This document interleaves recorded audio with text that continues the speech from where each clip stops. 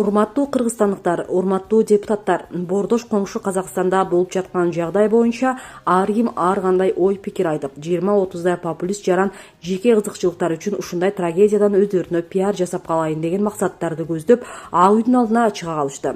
Мен сиздерден суранарым, мындай трагедиядан арзан пиар кылгандан алыс болсоңуздар.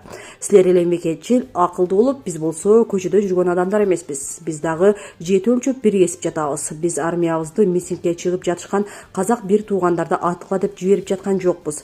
Өз элин атпаган аскерлерибиз казак бир туугандарыбызды дагы атпасына терең ишенебиз.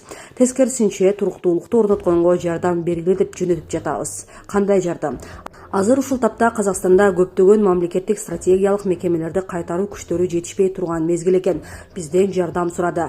Биз жардам беришибиз керек. Анткени ЖКХнын туруктуу мүчөсүбүз. Келишимге мурда эле кол коюлуп, жогорку кеңештин ратификациясынан өткөн экен. Кайсы жерге барышат, кандай мекемени кайтарат жана башка маселелердин баарын такташып алып, анан жардам берели дедик. Айрым депутаттар дагы популисттердин айынан каршы пикирлерин айта башташты.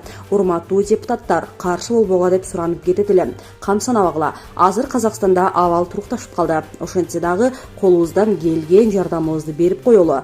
Коңшуларыбызда тынчтык болсо, бизде дагы тынчтык болот.